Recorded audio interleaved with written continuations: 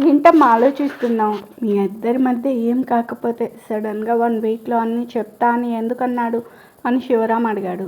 ఇంతకుముందే రిషి వచ్చి వెళ్ళాడు అంకుల్.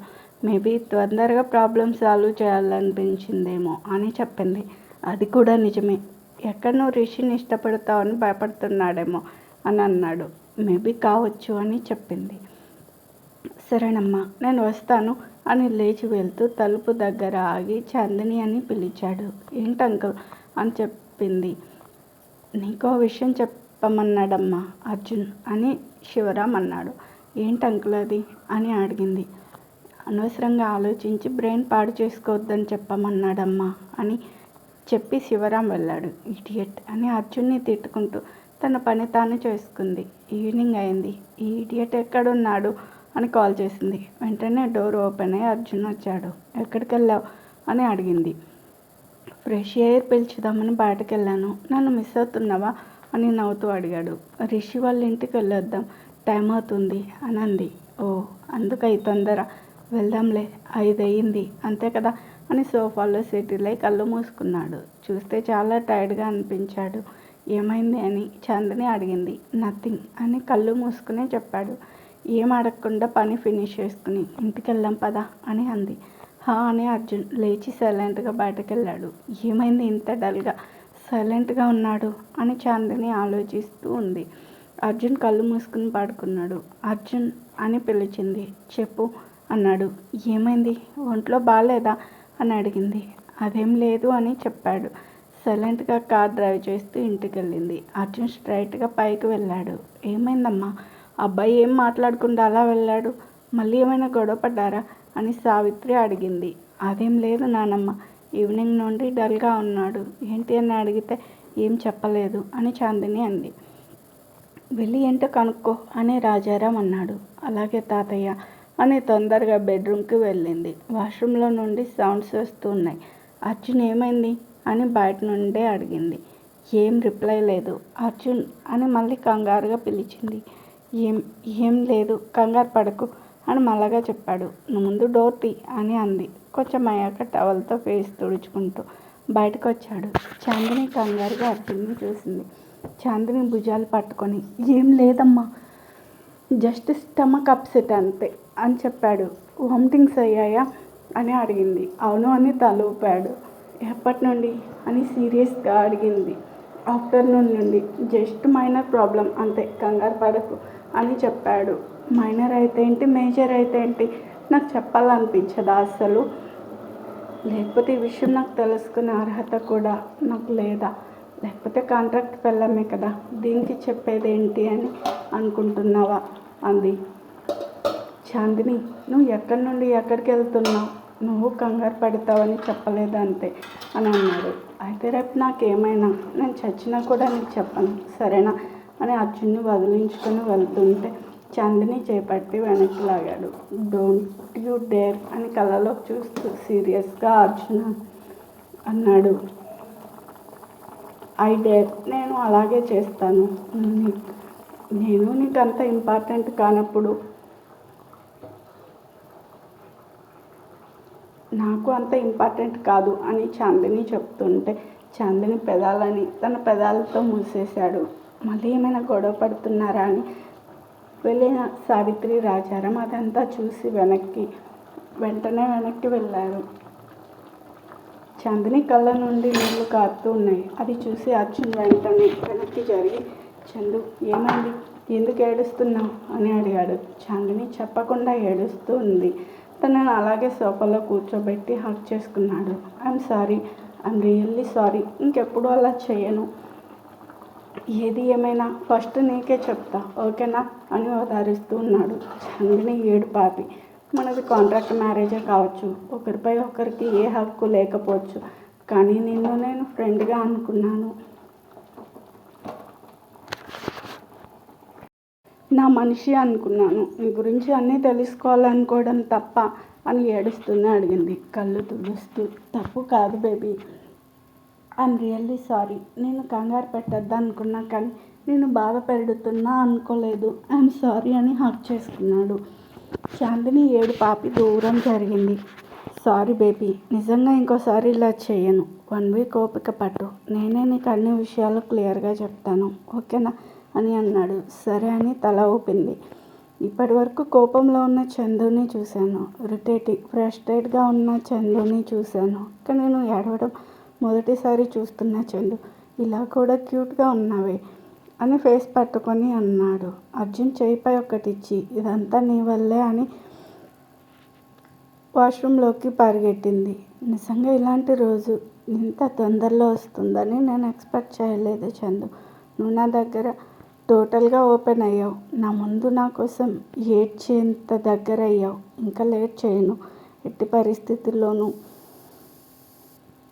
నీకు నిజం చెప్పి శాశ్వతంగా నేను నాదాన్ని చేసుకుంటాను అని అనుకున్నాడు. వాష్రూమ్లో నుండి చాందిని మొహానికి చేతులు అడ్డం పెట్టుకొని, నేనేంటి చిన్నపిల్లల ఏడవడం ఏంటి? కానీ చాలా రోజుల తర్వాత మనిషిలా అనిపిస్తున్నా, ఒక మెషిన్లా కాకుండా. నాలోనూ ఇన్ని భావాలు ఉన్నాయని తెలిసేలా చేశాడు. కానీ మళ్ళీ నన్ను మిషన్గా మార్చకుండా ఉంటే చాలు అనుకుని ఫేస్ వాష్ చేసుకుని వెళ్ళింది. బయటకు వెళ్ళే వరకు అర్జున్ లేడు. ఈ స్టూపిడ్ మళ్ళీ ఎక్కడికి వెళ్ళాడు అనుకుంటే ఇంకో వాష్రూమ్ నుండి సౌండ్ వస్తూ ఉన్నాయి. వెంటనే ఫస్ట్ ఎయిడ్ కిట్ నుండి మెడిసిన్ తీసింది.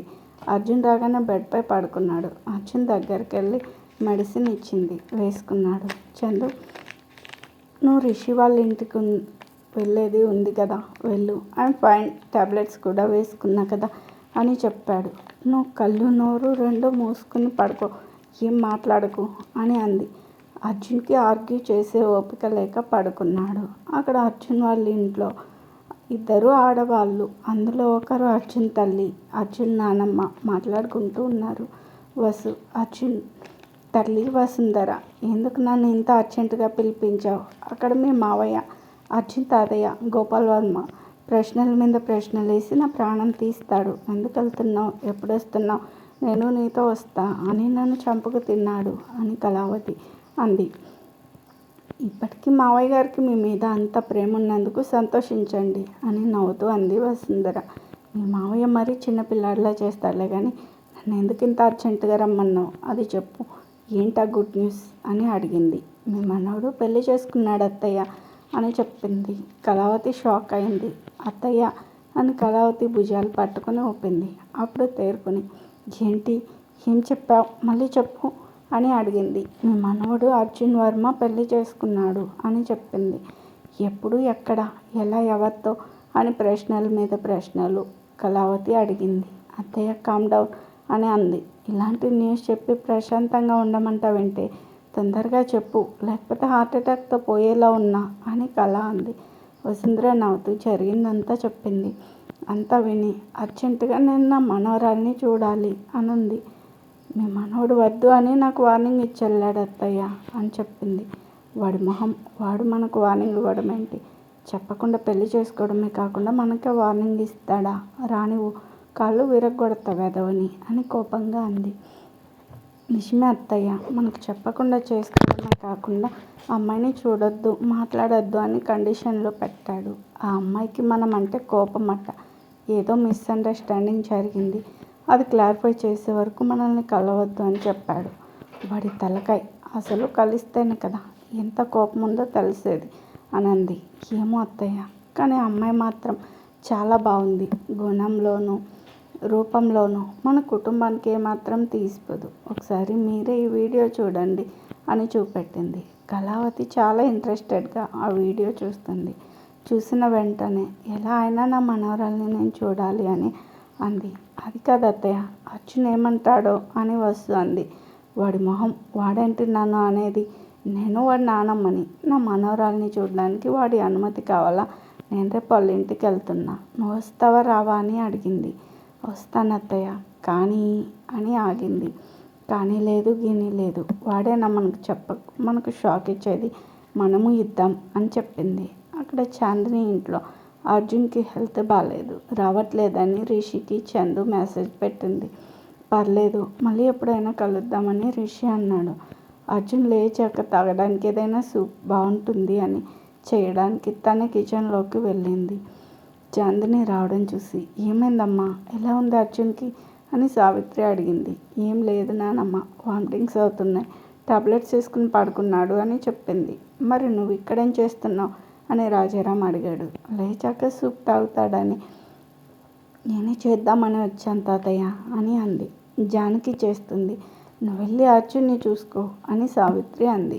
లేదు నానమ్మ, నేనే చేస్తా అని కిచెన్లోకి వెళ్ళింది.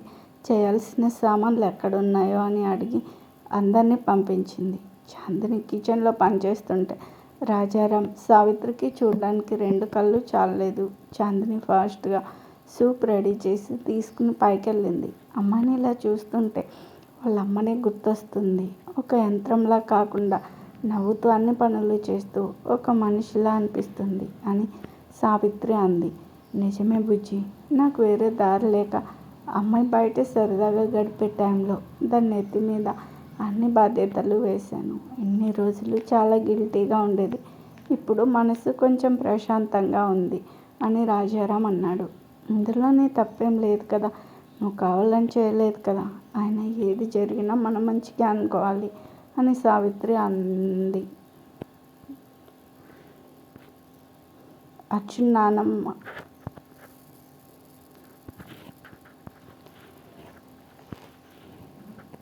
పైన రూమ్లో అర్జున్ అప్పుడే లేస్తూ ఉన్నాడు. మెల్లగా అర్జున్ని సరిగ్గా కూర్చోబెట్టింది. అర్జున్, కొంచెం ఈ సూప్ తాగు అని ఇచ్చింది. అబ్బా, నాకు ఇప్పుడు ఏం వద్దు చందు, నా నోరు అస్సలు బాగాలేదు అని అన్నాడు. ఇంకొంచెం డ్రింక్ చేస్తావా, అప్పుడు బాగుంటుంది అని అంది. ఏమనకుండా సైలెంట్ అయ్యాడు. ఇంకోసారి ఎంత తాగావో అప్పుడు చెప్తా, ఇప్పుడు కొంచెం సూప్ తాగు అని నోటి వరకు తీసుకెళ్ళింది. బలవంతంగా ఒక స్పూన్ తాగాడు. టేస్ట్ బాగుంది అని మళ్ళీ చాందిని పెడితే మళ్ళీ తాగాడు. ఎవరు చేశారు సూపు, ఇంత టేస్ట్ ఉంది అని అన్నాడు. నేనే చేశాను అని చెప్పింది. నువ్వా, నీకు వంట చేయడం కూడా వచ్చా అని అడిగాడు. అదేంటి, అదేదో యుద్ధం చేయడం వచ్చా అన్నట్టు అడుగుతున్నావు అని సూప్ తాగిస్తుంది. నేను ఇప్పటి వరకు కిచెన్లో చూడలేదు, అందుకే డౌట్తో అడిగా అని తాగుతూ చెప్పాడు. నాకున్న బిజీ షెడ్యూల్కి కుదరదంతే, కానీ నాకు వంట రాదు అని నీకు చెప్పానా అని తాగిస్తుంది. నా భార్యలో ఇన్ని క్వాలిటీస్ ఉన్నాయన్నమాట అని అన్నాడు. భార్య అనే పదం విని ఒక్కసారిగా చాందిని ఆగింది. మళ్ళీ తేరుకొని తాపిస్తుంది. అబ్బా, ఇక చాలు చందు అని అన్నాడు. సరే అని బౌల్ పక్కన పెట్టింది. నువ్వు తిన్నావా అని అడిగాడు. లేదు, తింటాను అని చెప్పింది. ఫస్ట్ తినుపో, నేను బాగానే ఉన్నానుగా అని అన్నాడు. చాందిని లేచేలోపే డోర్ సౌండ్ అయింది. వెళ్ళి డోర్ తీసింది. పెద్దమ్మగారు మీకు భోజనం ఇచ్చి రమ్మన్నారమ్మా అని జానకి అంది. సరే, అక్కడ పెట్టి వెళ్ళు అని చెప్పింది. రూమ్లో టేబుల్పై అన్నీ సర్ది వాళ్ళు వెళ్ళారు. చాందిని ఫ్రెష్ అయ్యి తింటూ ఉంది. అర్జున్ తన్ని అలాగే చూస్తూ ఉన్నాడు. ఏంటి అలా చూస్తున్నావు అని అంది. ఎంత చూసినా చూడాలనిపిస్తుంది, అందుకే చూస్తున్నా. అయినా నా భార్య, నా ఇష్టం వచ్చినంతసేపు చూస్తా అని అలాగే చూస్తున్నాడు. అలా చూడకు, నాకు ఇబ్బందిగా ఉంది అని అంది. ఎందుకు ఇబ్బంది అని నేనేమైనా పరాయివన్నా అని అడిగాడు. అయినా సరే చూడకు అని అటు తిరిగి తొందరగా తినేసి వచ్చి బెడ్పై కూర్చుని అర్జున్కి ట్యాబ్లెట్ ఇచ్చింది. ట్యాబ్లెట్ వేసుకున్నాడు. ఐఎమ్ సారీ చందు అని చెప్పాడు. ఎందుకు అని అడిగింది. నా వల్లే నీ ప్రోగ్రామ్ అప్సెట్ అయిందిగా అని అన్నాడు. ఇప్పుడు కాకపోతే తర్వాత వెళ్ళొచ్చు, అందులోనూ ఫీల్ అవ్వాల్సింది ఏం లేదు. ఇప్పుడు ఎలా ఉంది నీకు, ఫీల్ బెటర్ అని అడిగింది. యా, బాగానే ఉంది, నువ్వు ఉన్నావుగా నన్ను చూసుకోవడానికి అని కళ్ళు మూసుకున్నాడు. నాకు అర్థం కాక అడుగుతా, ఇంతగా ఓపిక లేదు, ఆయన కూడా అలా చేయడం అవసరమా అని అడిగింది. ఎలా చేయడం అని కళ్ళు తెరిచి అడిగాడు. అదే అని ఎలా చెప్పాలో తెలియక దిక్కులు చూస్తూ ఉంది. ఎలా అని అడిగాడు. అదే, అప్పుడు నేను మాట్లాడుతుంటే చేసావు కదా అని నర్వస్గా చెప్పింది. అప్పుడు గుర్తొచ్చి, ఓ కిస్ చేయడం గురించా నువ్వు అడిగేది అని అన్నాడు. హా అని తల ఊపింది. అంటే నాకు కిస్ పెట్టే ఓపిక కూడా లేదనుకుంటున్నావా అని కనుబొమ్మలు ఎగిరిస్తూ అన్నాడు. ఓసారి నువ్వు వాళ్ళకని చూసుకున్నావా ఎంత నీరసంగా ఉన్నావో అని అంది. వెంటనే చాందిని నడుంపై చేసి దగ్గరికి లాక్కొని, నా స్టామినా ఎంత ఉందో చూపెట్టనా అని అడిగాడు. ఏం చేస్తున్నావు, వదులు అని మొహం సైడ్కి తిప్పుకుంది. నీకు డౌట్ ఉంది కదా మరి ప్రూవ్ చేయాల్సిన బాధ్యత నా మీద ఉంది కదా, చూపెట్టనా నా స్టామినా, నా ఎనర్జీ అని అడిగాడు. వద్దు బాబు, నీకు దండం, నాకు బుద్ధి తక్కువే అన్నాను, ఓకేనా, వదులు అని అంది. చాందిని తల సైడ్కి తిప్పే వరకు మెడ క్లియర్గా కనిపిస్తుంది. అర్జున్ ఇంకా దగ్గరగా వచ్చి మెడపై కిస్ చేశాడు. చాందిని 1 నిమిషం అలాగే ఉండిపోయింది. తర్వాత అర్జున్, ఏం చేస్తున్నావు, వదులు అని కంగారుగా అడింది. ఎందుకంత కంగారు పడుతున్నావు, నేనేం చేయనులే, అయినా మన ఫస్ట్ నైట్ ఇంత సింపుల్గా చేస్తా అనుకున్నావా, నోవే, ఎందుకో నీ మెడ చూసి కిస్ చేయకుండా ఉండలేకపోయా అంతే అని చాందినిని వదిలాడు. ఫస్ట్ నైట్ కావాలా అని అక్కడ ఉన్న పిల్లోతో కొట్టింది. అబ్బా చందు, ఓపిక లేదే నాకు అని అన్నాడు. ఇంతకు ముందే స్టామినా ఎనర్జీ అన్నావు అని అడిగింది. అది చేయడానికి ఆటోమేటిక్గా వస్తుంది అని నవ్వుతూ చెప్పాడు. నిన్ను అని పిల్లతో మళ్ళీ కొడుతుంటే దగ్గరికి తీసుకుని హాక్ చేసుకున్నాడు. చందు, నీతో ఎప్పటికీ ఇలాగే ఉండాలనుంది అని అన్నాడు. మరి నీ లవర్ అని అడిగింది. లవరా అని చందుని వదిలేసి ఫేస్ చూస్తూ అడిగాడు. నువ్వే చెప్పావుగా నీకు లవర్ ఉంది అని, ప్రపోజ్ చేస్తాను అని చెప్పావు కదా అని అడిగింది. నాకు నవ్వే ఓపిక కూడా లేదు చందు అని తలపై ఒక్కటేసి పిచ్చి పిల్ల అని హాక్ చేసుకుని పడుకున్నాడు.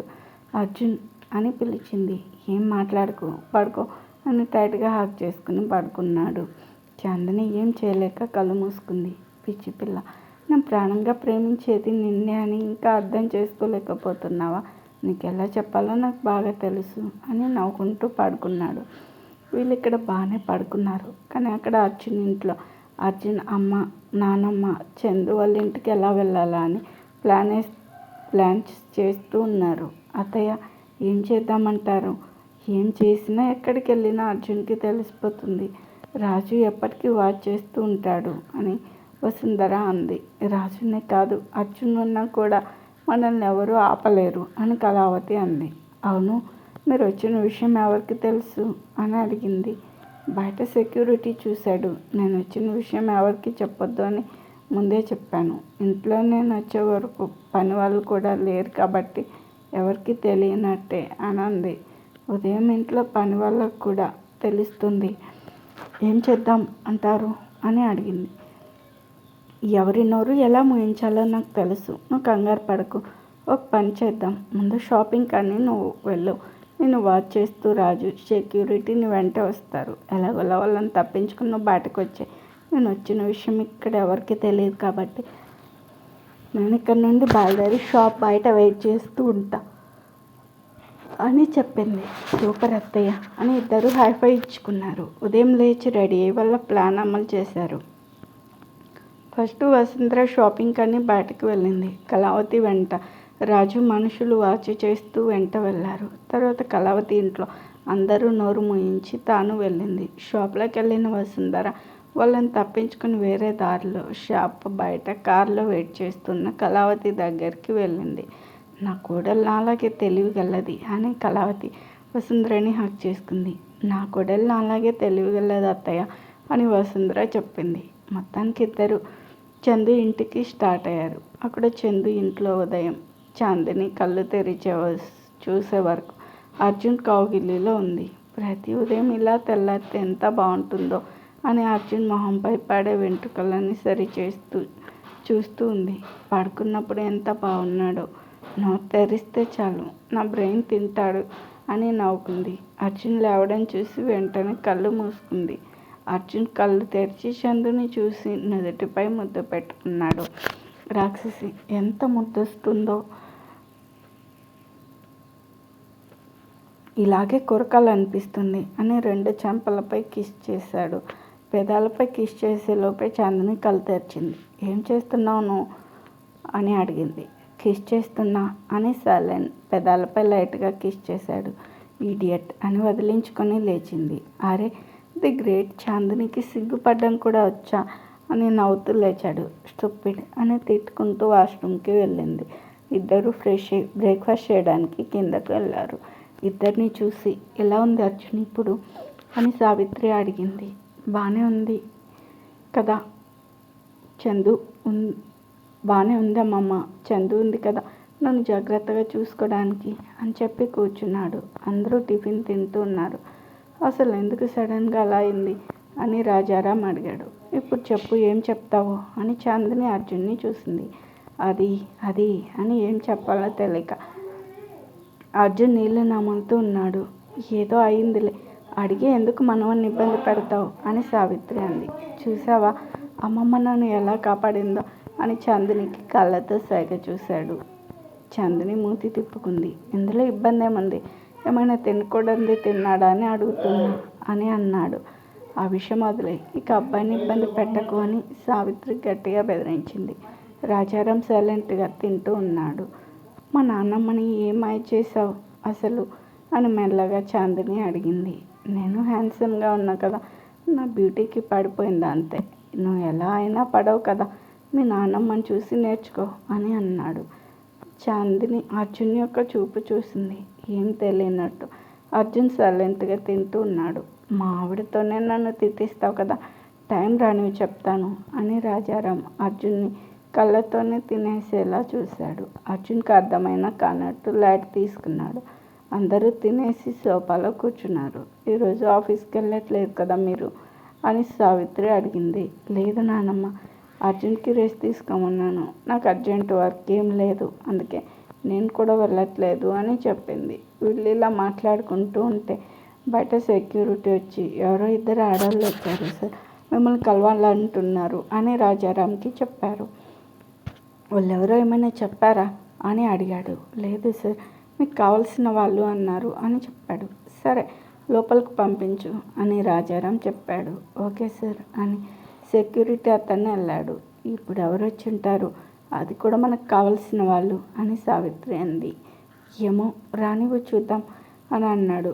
కళావతి వసుంధర టీవీగా హుందాగా ఇంట్లోకి ఎంట్రీ ఇచ్చాడు. వాళ్ళని చూడగానే అర్జున్ షాక్ అయ్యాడు. పిల్లల అందరూ వచ్చే వాళ్ళని చూస్తున్నారు. అర్జున్ ఎవరు గమనించలేదు. నమస్తే అని కళావతి వసుంధర అన్నారు. నమస్తే అని రాజారాం సావిత్రి చాందిని లేచి నిలబడ్డాడు. అర్జున్ మాత్రం అలాగే కూర్చున్నాడు. కూర్చోండి అని రాజారాం చెప్పాడు.